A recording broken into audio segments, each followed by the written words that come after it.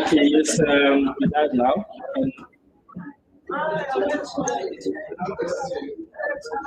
Okay, and then the audio.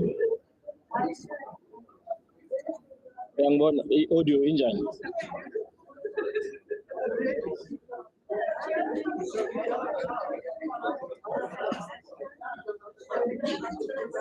Okay. Oh, yang itu.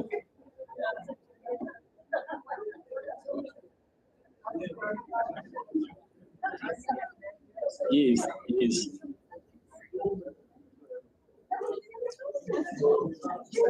Clear, clear, Zwagal. Is it clear? Yes. Hello?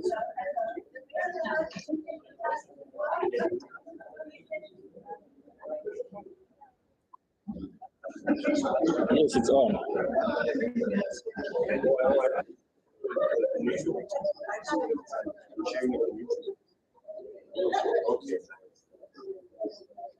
Oh, Ujabantu in the like in the background.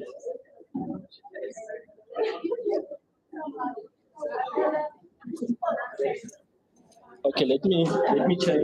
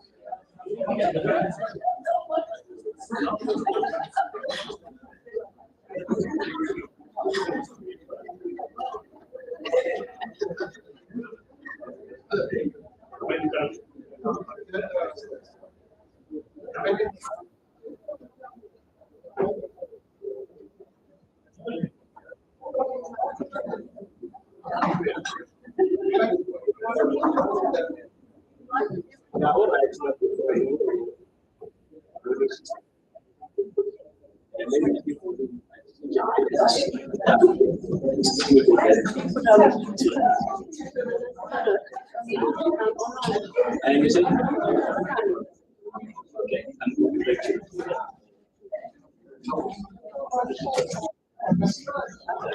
Yeah, uyangizwa. Sharp clear.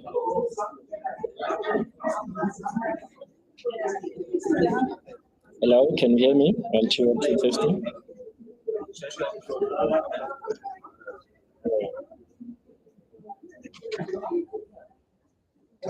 Many direct.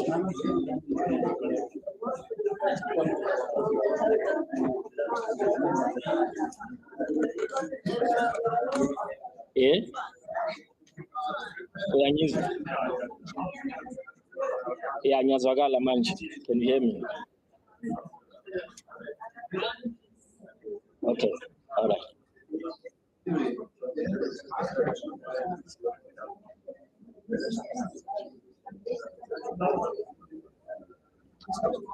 Okay, cool. Yeah. Right.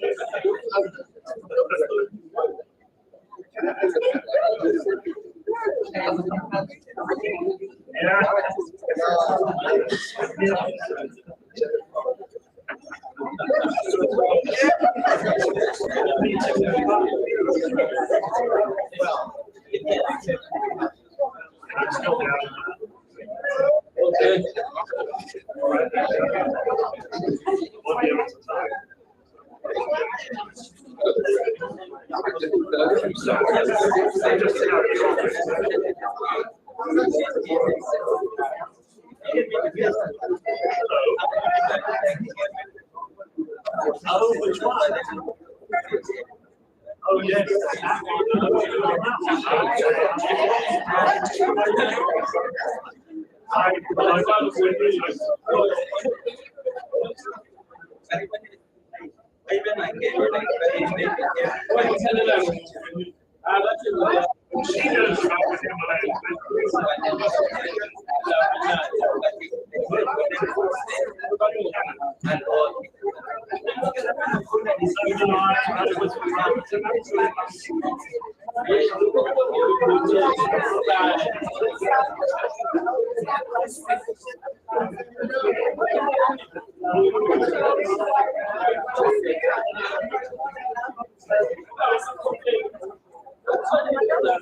So, yeah.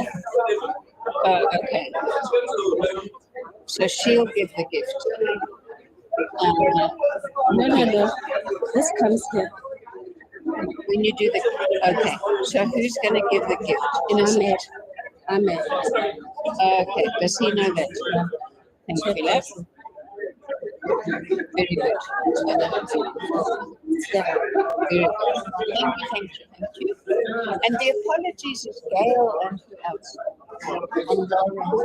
But I think they They're apologize, online. but yes. Oh, how many people do we have online? That's, yeah. Can just give me a Hey, this.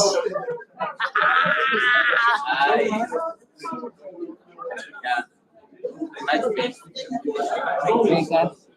Very good. Tell me.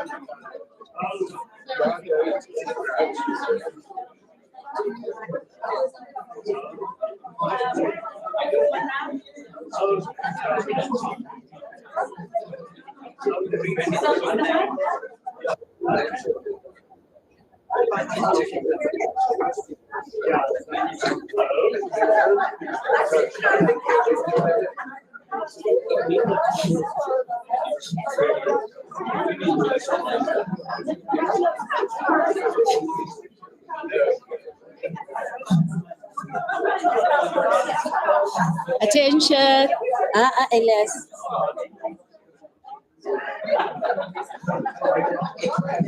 One, two. Hey, Kakal. Ore Kakal. No, Ricky. Cheva. Kakal so.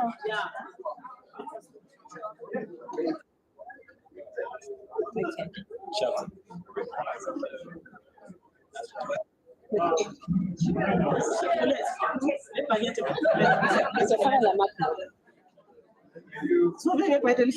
Angeke siwafake phezu kwetafula sawabeka nje ngebhakede mhlawumbe hayi la uyabona la lifihlile. Yes. Because traffic is waiting, we should delay, but I think let's start. People can come in. Yes. Okay. Attention, please. Hello. Okay.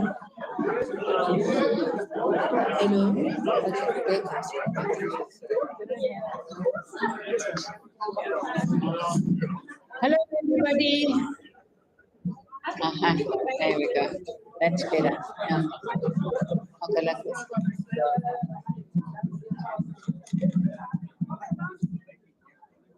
I think this is going to be an increasingly unruly bunch of people. There's been some, you can't hear, Marilla. Okay, can the Steer family hear? Yeah, okay, Marilla, go and sit with the Steers. Okay, everybody. I, on behalf of the Saide board and the Saide staff, which, by the way, includes both Innocent and Jenny, I'm going to invite you to take your seats. There was some debate between Jenny and I if we should wait a bit longer because of the bad traffic. And Jenny may prove to be right that we should stay for longer. But I think it's sufficiently informal and people can just make their way in when they arrive.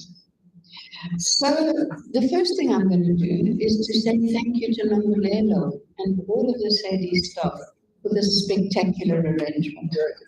Yeah, well done, Nombolelo, all of the Saide people. It's kind of like a festive air, and as Maureen was saying to me, it's a kind of bittersweet evening. So festivities, wonderful food, wine, wonderful people that one hasn't seen for a long time, but also sad because it is an end of an era.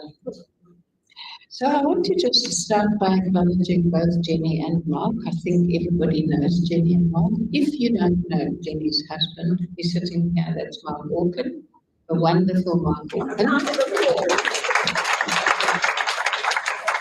And then I actually will ask the members of the board to stand when I introduce them, because this is such a fabulous board.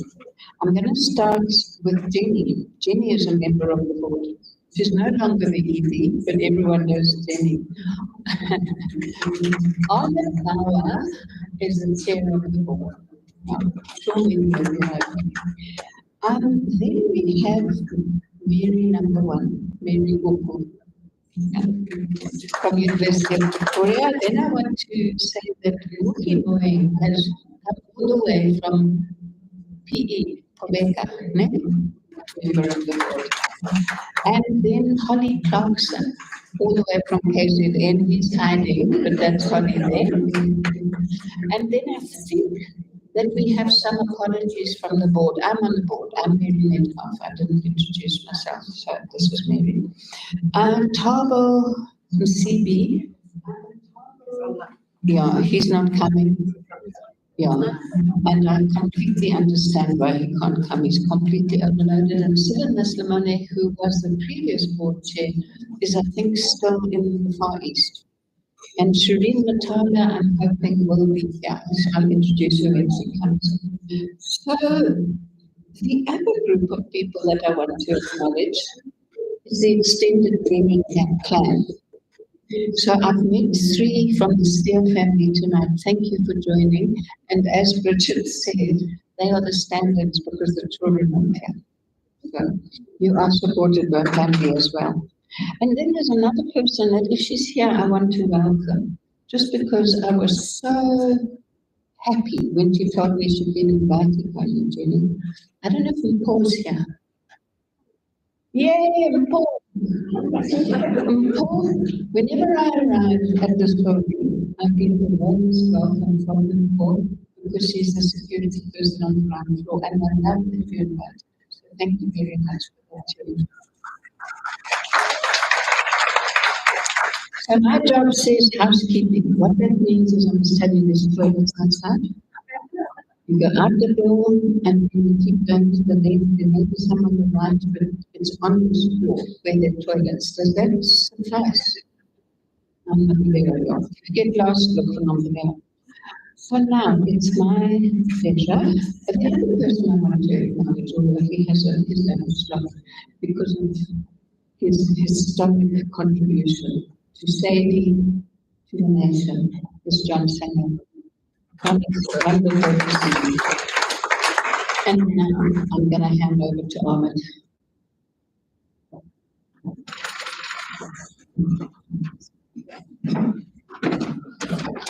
Good evening, everyone. It's such a pleasure to be here. And I want to just start out by saying that we really have to take a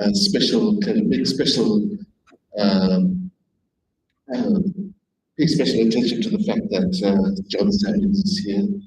And of course, who's missing today and sadly passed away was Rams Rampopa, who was also on the board from the very outset and who was really sort of a mainstay. So, John, thank you so much for making the time, taking the effort to getting here. It means a lot, I think, to Saide. Yeah, I want to just begin by saying that we are celebrating 31 years of Saide, and it's an amazing organization. And one has to say that it really has become a mainstay in the South African education terrain, if you like. And one, it just is in awe of what it has achieved over those 31 years.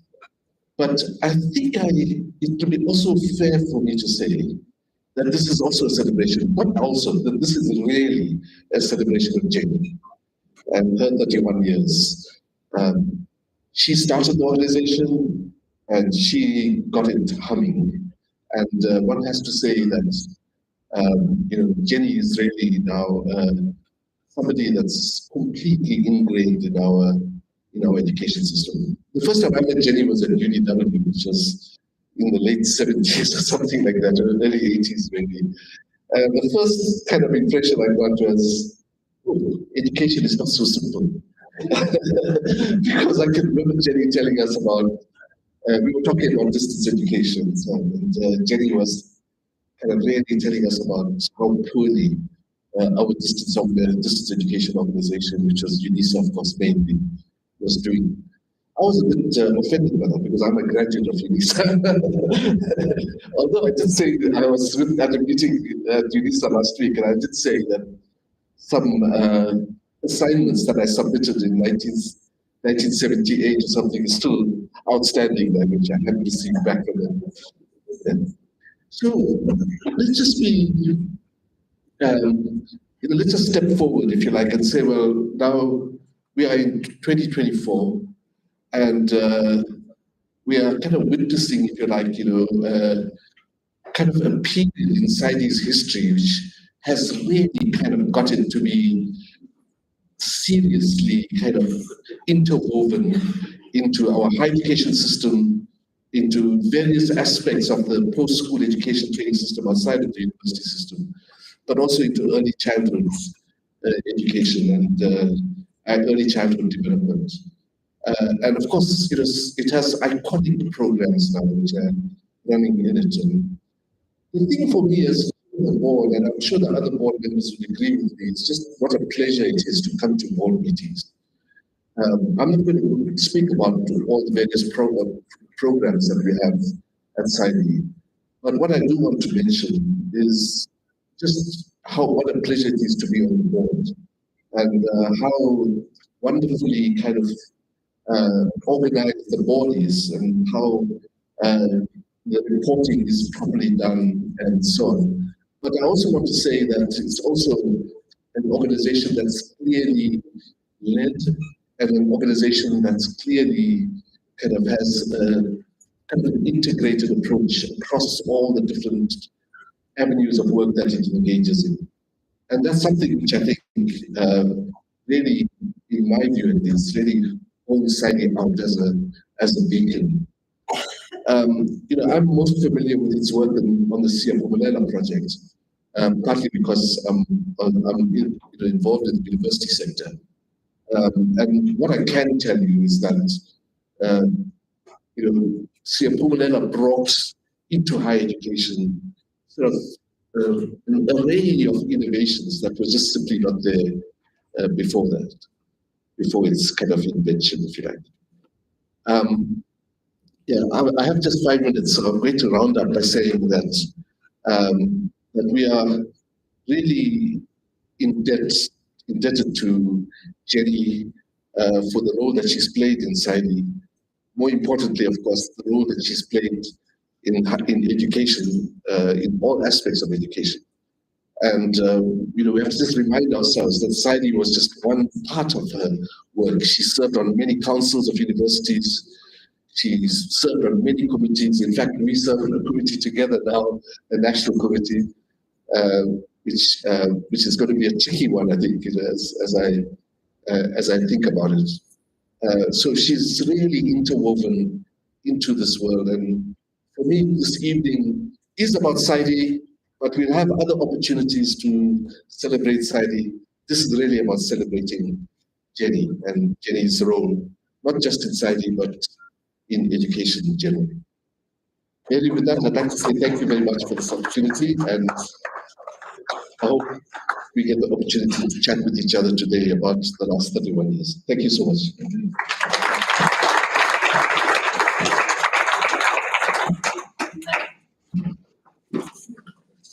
In fact, there will be time because we've got a refreshment break to come as well as refreshments afterwards. We've been well looked after.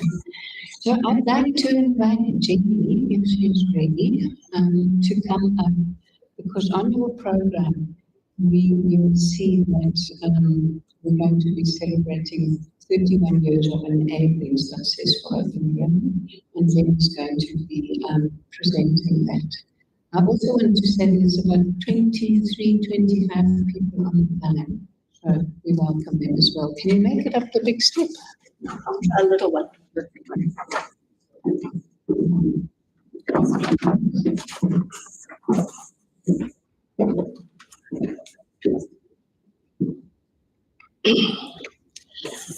May I add my thanks to those who have joined online on this occasion, and particularly to those of you who've braved the traffic and the accidents on the way here in order to join us in this celebration.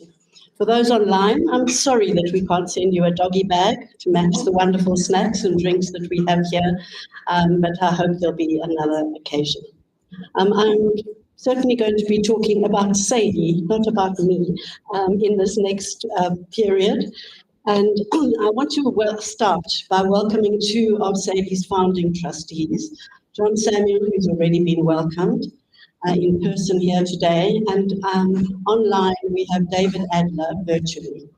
Another of our founding trustees, Ahmed has already said, sadly died this year, and he would have loved to have been here tonight.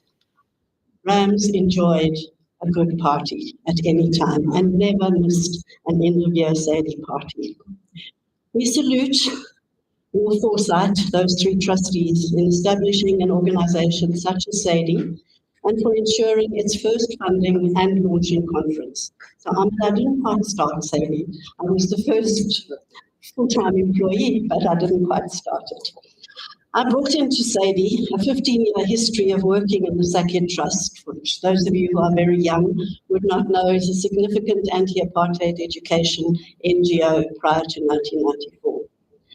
All three of these trustees, from and with whom I developed a wide range of competencies, especially in starting new initiatives, we started many together, in engaging with multiple contexts, and in reaching consensus in varied situations. Let me also just pay tribute to the Saide Board of Trustees. It's a remarkable group of people who keep a steady fiduciary eye, provide visionary input and wise advice through difficult times. You've already all been introduced, but it's wonderful for you to be here. You are a formidable team. We are very anxious when we prepare for our Board of Trustees meeting. So thank you to the Saide staff who go through that difficult time, but it is always rewarding to have those meetings. We're profoundly grateful for your active involvement and guidance. Now, Saide was born in the heady days of South Africa's transition to democracy, 1992, 1993, 1994. We naively believed that we could transform the education system in our beloved country in no time at all. Together, we were going to open the doors of learning, especially to those who'd been systematically denied such opportunities for so many years. Our focus was initially on distance education. At first, the emphasis was on access, since distance education made up such a large proportion of university and technikon enrollment. In teacher education, there were over 70,000 distance education enrollments at UNISA, University of Pretoria, Rao, other universities and colleges. Through detailed research into this vast distance education provision in South Africa, we soon learned that while thousands were afforded access, few achieved success. In some cases, we demonstrated that the throughput was very low.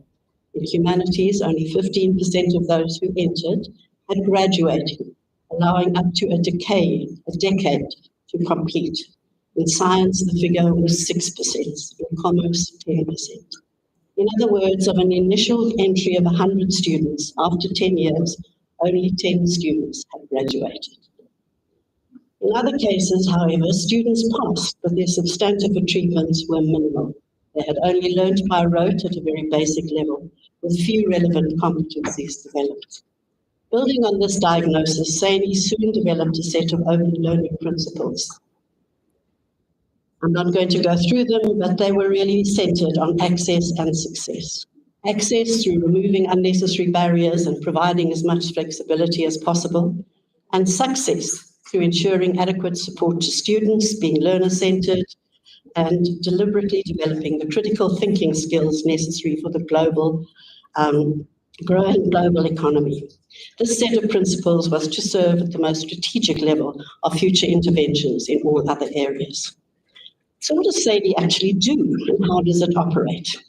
Well, we are a pretty small team, come plus minus 20 people, dedicated educationists and support staff who work together to help transform education in various ways. First of all, it's through engaging with policymakers and sustainably open learning. One of our colourful wall posters highlights our multiple contributions on systemic change and another on contribution to policy. Supporting programs is our second aim, is to support programs in sound and innovative course design and development, and most importantly is sharing what we have learned and making any resources we produce openly available. We work across education sectors. Some people only know us at one sector, but we work across them, from early childhood development to schooling, via teacher education, to vocational education, to universities, with efforts in community education where they arise. Sadly, they don't arise that often. We bring particular approaches and tools to our work. We abide by our open learning principles. We employ a set of quality criteria for education provision, which were developed early on, long before the CHE got there. We can design learning programs that use different modes of provision. Along that axis there, which you can see, on the vertical axis is the use of technology, on the horizontal axis is the various places in which the education might take place. And when we design courses and any provision, it can be anywhere on that grid that the intervention can sit. So we are not in face-to-face, nor are we only in the distance education, but into the hybrid mix that we now see post-COVID. And finally, we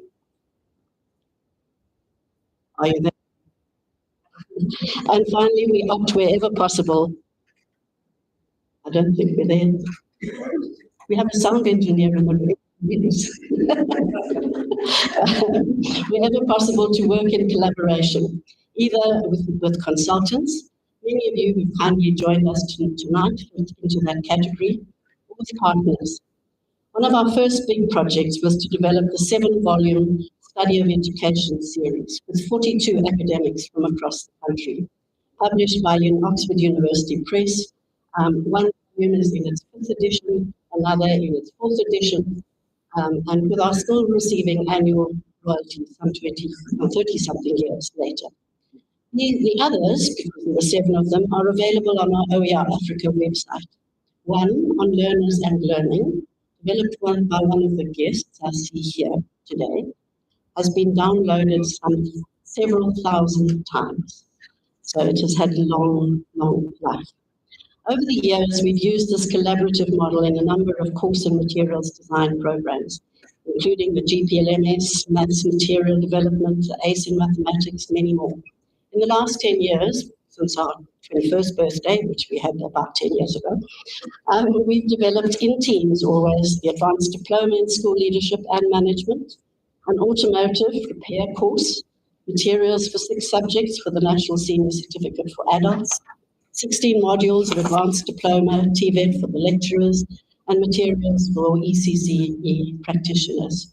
All these materials are openly licensed and available for download and adaptation. In particular, one of our most sustained and fruitful collaborations have been with Neil Butcher and Associates across a range of initiatives, and we're currently engaged in ongoing iterations of our other flagship project, OER Africa. There have, of course, been some fundamental changes in how and where we work over the last 31 years. 4 major areas stand out. The most important probably is the emergence of the extensive but uneven spread of the use of educational technology, online education, and now artificial intelligence, with the digital divide remaining a huge challenge across the continent. The second is in regard to where we work. Initially, we were the South African Institute. Now our footprint covers a good proportion of the continent, with OER Africa, African Storybook, and multiple assignments in policy and quality assurance in African universities, largely funded through the Commonwealth of Learning. We have a great footprint. We are proud that the African Council on Distance Education recognized our outstanding institutional support to the African Council, and this year gave me a legacy award for my contribution to distance education. Third, we now have multiple sources of income across project initiative grants, organizational development grants, fees for services rendered, commission projects, tenders won, and a magnificent bequest. So, and then lastly, moving to work in a project mode where all our activities and the support needed for those activities are covered by project income. This system allows staff to work across projects, utilizing their skills optimally, enabling responsiveness, and together with the dreaded timesheets, ensures that our major expenses, professional time, is fairly allocated. Our last 10 years have seen the development of 2 further long-term initiatives. The first, namely the Siyaphumelela and African Storybook initiatives, which have become flagship projects over the last 10 years. These are firmly aligned to our mission and in very different ways give practical expression to who we are. First, in 2014, we were chosen by the Kresge Foundation to be the coordinating body for a new initiative, Siyaphumelela, which means we succeed. We began among 5 universities committed to enhancing student success, and particularly to eliminating achievement gaps across population groups, across gender and socioeconomic groups, using data to guide their actions. There has been a remarkable increase in access to universities in South Africa, with much more than a doubling of numbers of students since 1994. But there remain huge equity gaps in retention, module success, and throughput among population groups and socioeconomic groups. Sadly, men are chronically under-enrolling, 39% in the last few years, compared to 55% in 1994. And unfortunately, the men that do enroll are also underperforming, something that we need to research in much more detail.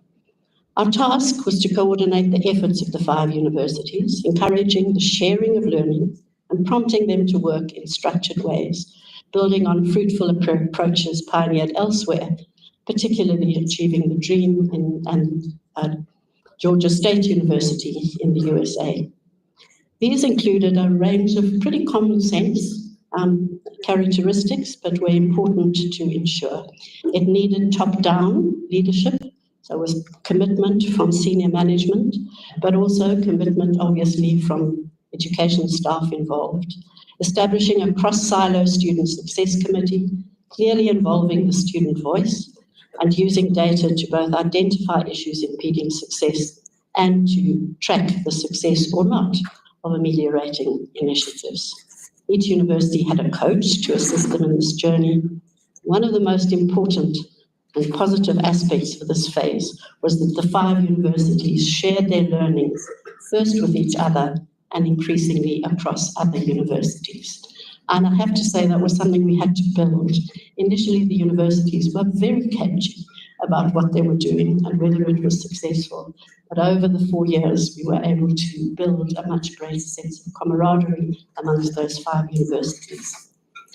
And then, informed by the positive external evaluation, phase 2 of Siyaphumelela was designed in a very collaborative process with the Kresge Foundation, DHED, USAF, Advisory Committee, and existing university partners. It also enjoyed the support of DHET with our alignment to the University Capacity Development Grant. So we built an ecosystem, if you like, around Siyaphumelela. We expanded to 7 partner universities with grants and introduced the notion of a network of participating universities with membership open to all public universities. 10 other universities joined. So in this complex network, it's a combination of partners. They're the little green dots. There's an advisory board, and then each of the partners in turn had a regional network and involved all the other universities in that regional network.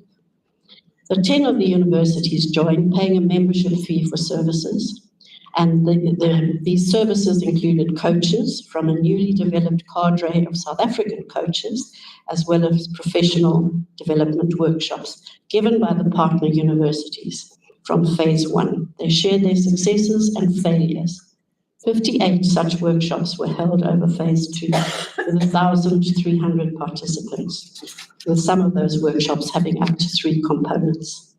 Participation of these members was beyond expectation, resulting in the Kresge Foundation agreeing to give us a 3-year grant to 20 universities from 2024. And those are our Siyaphumelela partners from 2024 to 2027. So I'm not going to read them all out, but it covers the length and breadth of South Africa. We are most grateful to Rip Rabson and Bill Moses from the Kresge Foundation for inspiring engagement. Siyaphumelela's annual conference was in June 2024, and there we can see it was the launch of Siyaphumelela 3, and it saw wonderful celebrations of our universities when they were confirmed as grantees. And there you can see the student participants in very joyous moods. Those were all there with many of them. The guy on the right-hand side there was our dream scholar who represented South Africa at a 3,000 person conference in Orlando in February of this year. On the challenge of access, in the profile of first-time entering students to South Africa's policy public universities. In 2022, for the first time, this actually matches the population groups of the country, which is an extensive achievement for the country, and it's largely on account of NSFAS. That means that many universities, including universities like WITS, have significant numbers of students from quintile 1 to quintile 3 schools. On success, we see improved retention rates and student success rates. The retention rates, they're really all quite high in the 80s and 90s. And student success rates, also, you'll see the different groups. So we are tracking all of this. On the left-hand side are the different population groups in South Africa. And on the right-hand side, and you obviously can't see them in great detail, the last 2 columns are about, the last third last and the second last column are about success rates of male students at universities. You'll see obviously that African students are doing less well than white students, but there are slowly coming to be narrowing equity gaps in those areas. But the male-female one actually seems to be growing.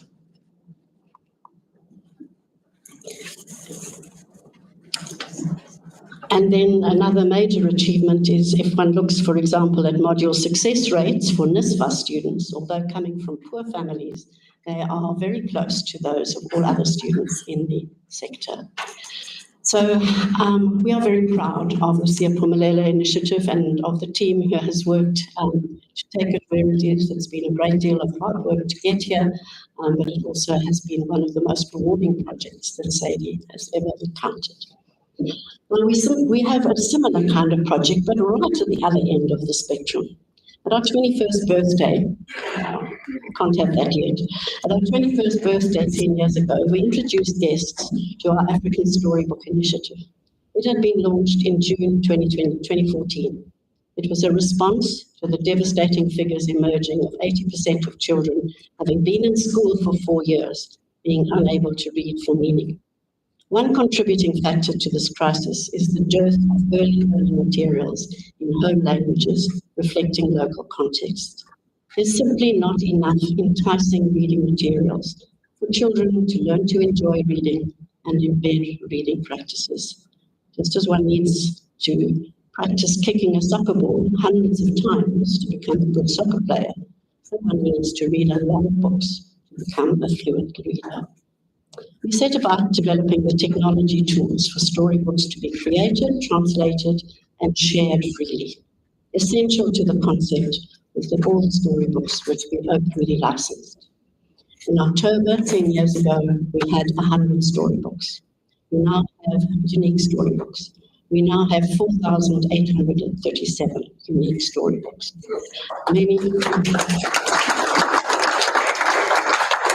Many of which are in multiple translations, with 256 languages of Africa represented on the website. And those languages together come to another 8,000 translations that have been developed on the website. A favorite title is A Very Tall Man. This was written in Uganda by a 12-year-old child and his father.